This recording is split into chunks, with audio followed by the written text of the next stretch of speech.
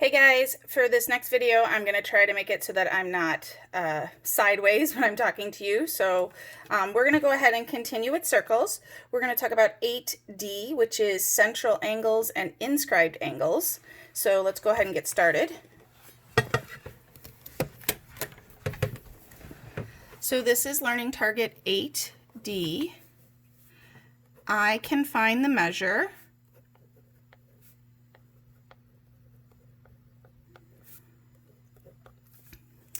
of central and inscribed angles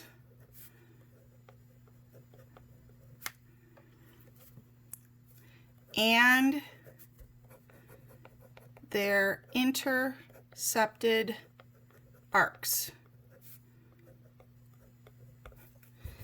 So the online assignment that goes with this is book 2, section 10.4. All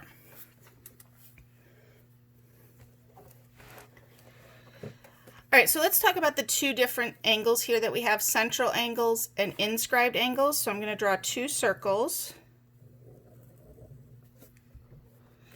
And your central angle, as you guys know, mathematicians are not super creative when it comes to naming, starts at the center of the circle. And so this here would be the central angle.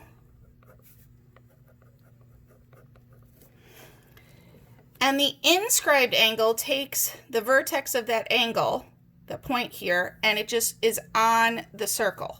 So that vertex goes here, and then the angle comes out. So this is an inscribed angle. So you have your central angle at the center, and the inscribed angle, the vertex of the angle is on the circle. Now, when you talk about the intercepted arc here, that's from here to here. So this is the intercepted arc on that one from around here like this, and then on this one, this is your intercepted arc.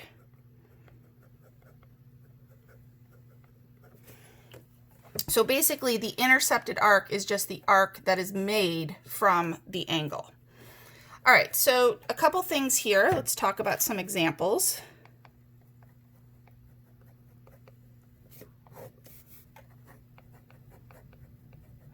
The central angle measurement is equal to its arc.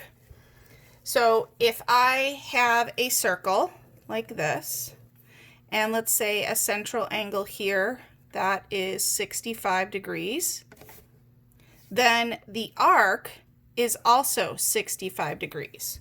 So the central angle and its arc are the same number of degrees. The inscribed angle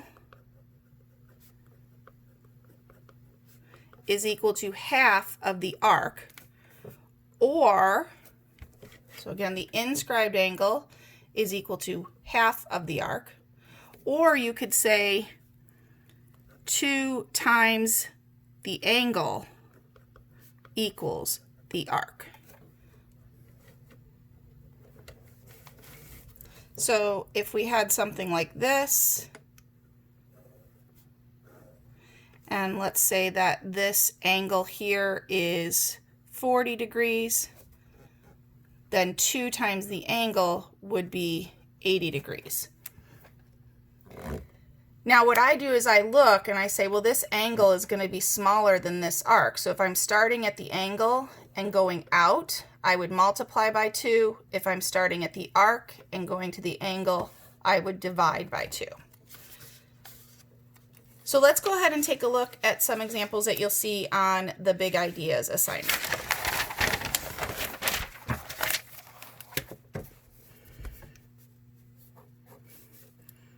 So if we have something like this, where we have an arc here, and let's say this is point A, and this is point B, And so now we'll go the opposite direction. Let's say that this arc is 92 degrees. and I want to find,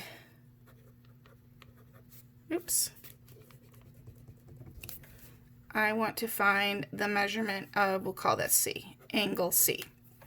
So we have the circle here, the inscribed angle, and I want to find this measurement here. So all I would do, since I'm starting at the arc and going down to the angle, so starting here going down, I would take 92 divided by 2. So on my calculator, I would just go 92 divided by 2, and you would get 46 degrees.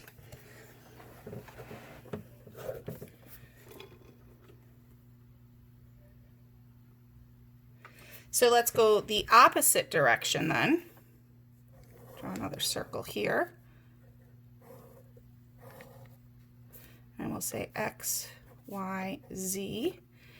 And we want to find the measurement of the arc, XZ. So when we say arc XZ, we usually put a little arc above that. So let's say that this angle here is, I don't know, 48 degrees. And we want to just find the measurement of the arc. This time, because I'm starting at the angle and coming out, I'm getting bigger. I would just take 48 times 2.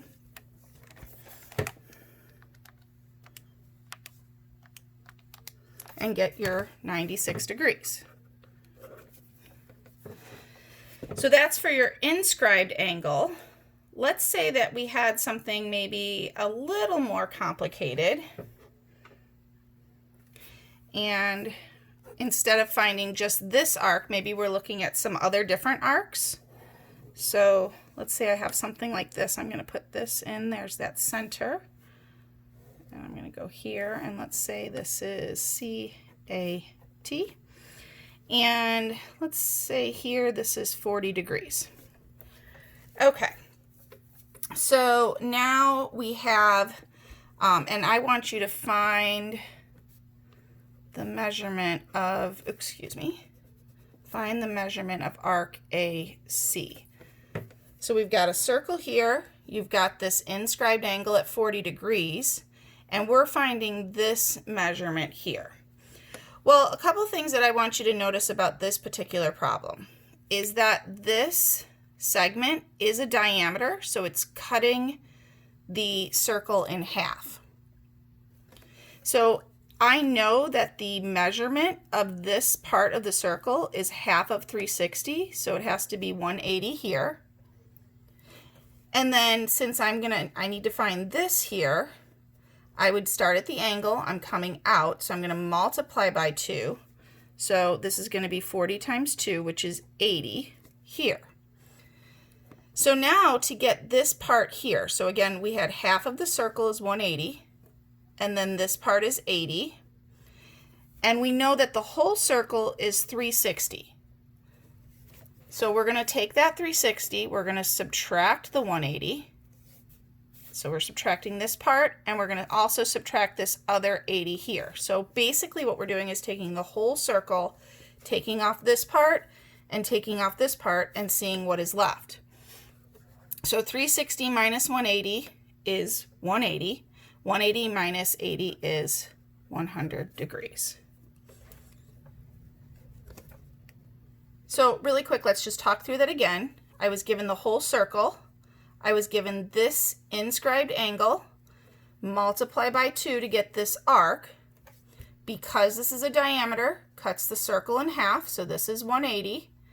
So then I took the whole thing, 360, subtract off this 180, and subtract off that 80 to get the 100 degrees. All right, let's try one more of those, like that. So I'm just going to give an inscribed angle here at, let's say, 60 degrees. And let's say that this is 120 degrees. And we're going to call this dog, D-O-G. And in this case, we want to find the measurement of arc OG.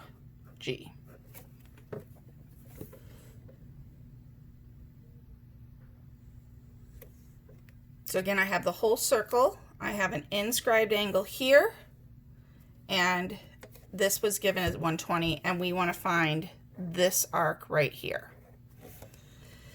So here we have this is 120. If I multiply this 60 by 2, I get 120 here as well.